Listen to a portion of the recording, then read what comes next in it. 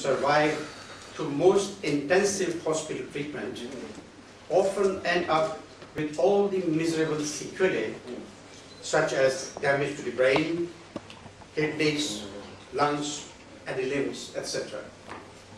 Sadly, their quality of life is very poor indeed.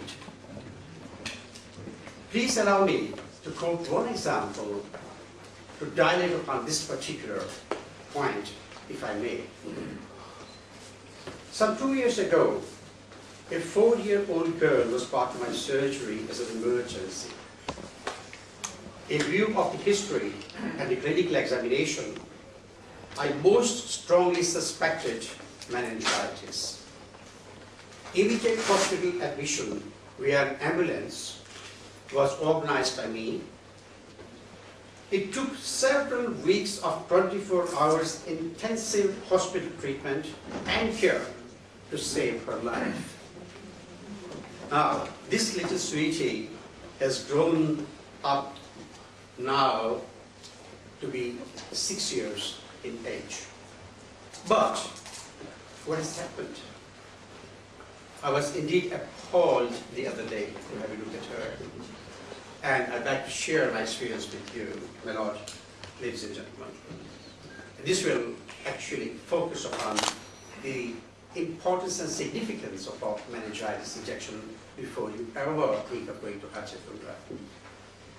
Now, this little sweetie, as I say, has now grown up to 6 years in age.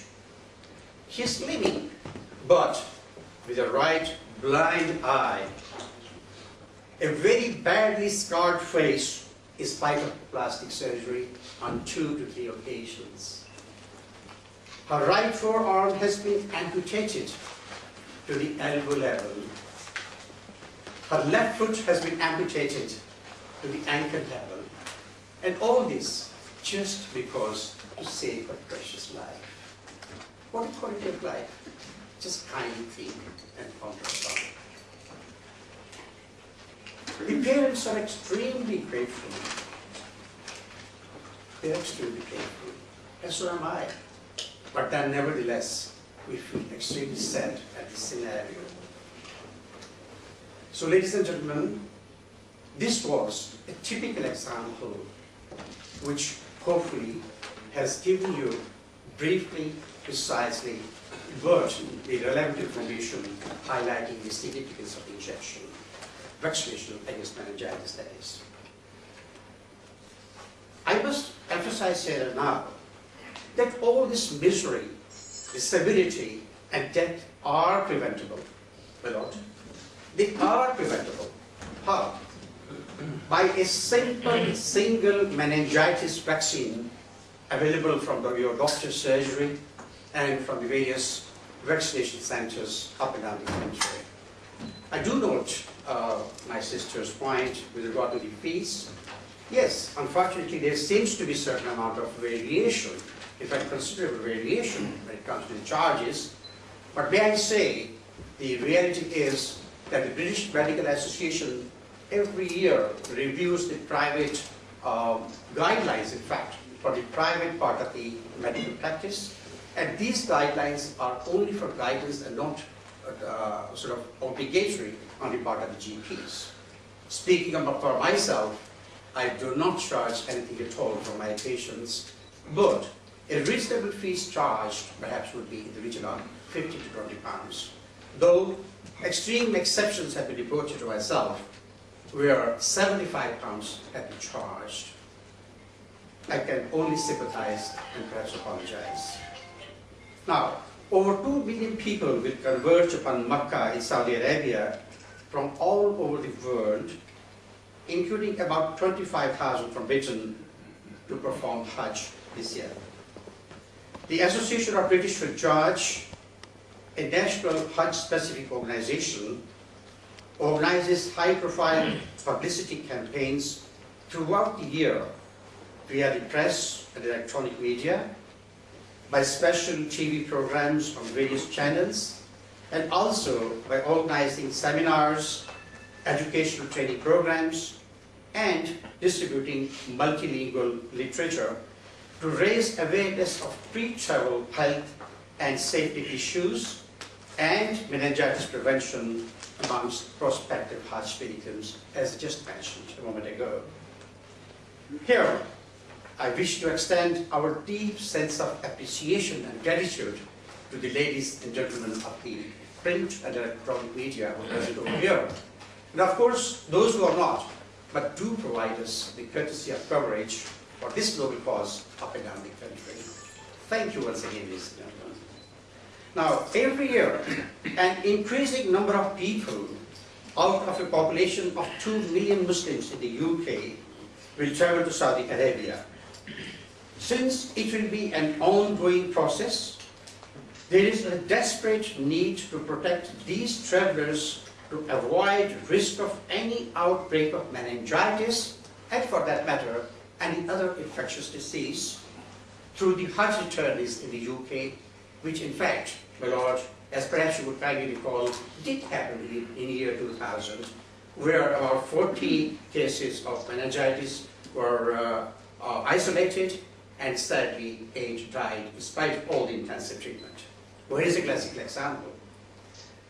Now, the Association of British Hajj has been committed to this noble cause to provide such dedicated services to our countrymen, and continues to serve with a sense of genuine pride, if I may say so. In conclusion, ladies and gentlemen, the key message to take home from today's event, may I have your kind attention for just a moment, please. Meningitis is a sure killer. Save yourself by timely action. Get vaccinated today. I repeat, get vaccinated today, because tomorrow might be too late, or indeed, who knows, it might never ever come at all. I'd like to thank you very much indeed, Your Lordship, ladies and gentlemen. Thank you. Dr. Saab, if you'd like to say something about Hajj. Bismillahirrahmanirrahim. A lot, distinguished members of Parliament, ladies and gentlemen. First of all, let me just thank the ABH for the wonderful arrangement that they always make. It's a pleasure and my privilege that I have been asked to come here today. Dr. Bhatti and my dear colleague here, and Dr. Hussain. I'm a medical doctor by profession, but I changed it later on. Welcome, sir. They have highlighted the various diseases which can sort of make the Hajj not a pleasant experience. Like I personally suffer from them. Actually, lactic acidosis is one of them. Dr. Bhatti has talked about that. Dr. Hussain has spoken about meningitis in great detail, and tuberculosis is an active killer actually. And the other day I was listening to TV, Lord Ahmed, and they said one active meningitis patient can infect 10 other people. So when you are in when you have 3 million people, and coming from all over the world actually, there is a high risk actually involved there. Now, I would also like to thank Khalid Parvez and his colleagues for arranging this meeting once again.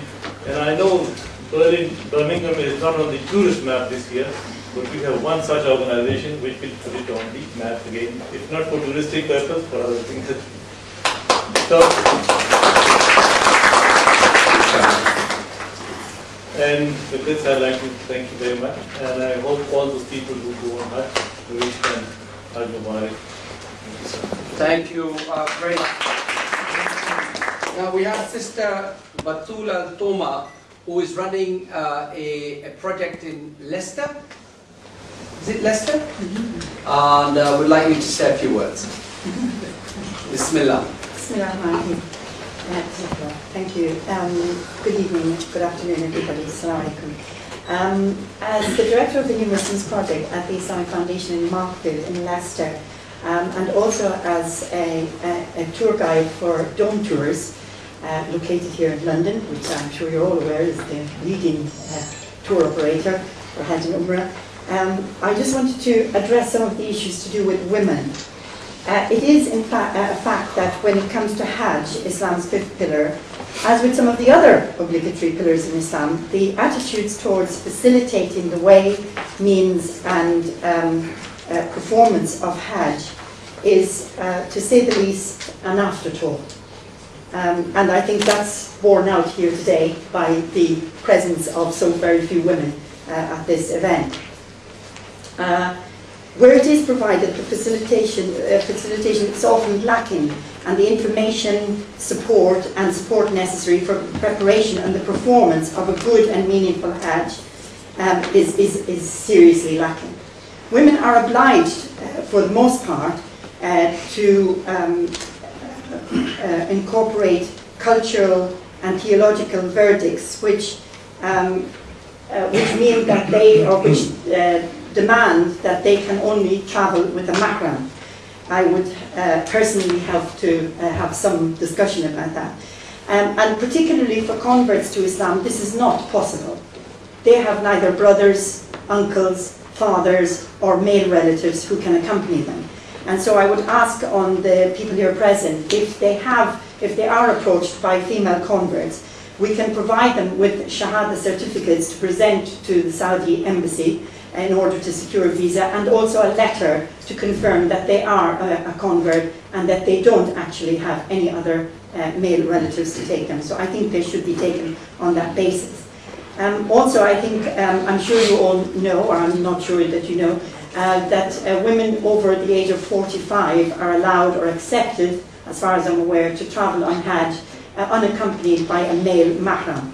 I myself have fallen into that category, and it looks that the age of 45 for women, Muslim women, is their sell-by date. So when you've gone past your sell-by date, you're allowed to travel without a mahram.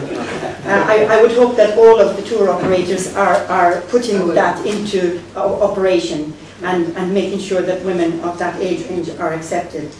However, be that as it may, it's vitally important that information of the practical, theological and spiritual aspects of Hajj are related to our brothers and sisters, and which do not get conveyed because, generally speaking, most of the tour operators speak to the men. Now that means that much of the information that is essential to the women is not filtered down.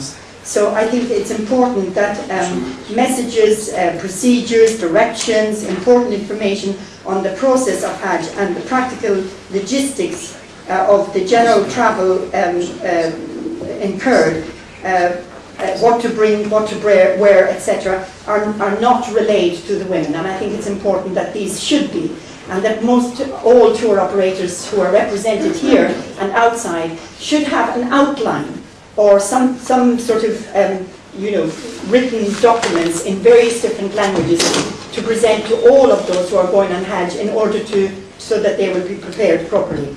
Arriving in the Hajj terminal and the wait and eventual arrival in Mecca is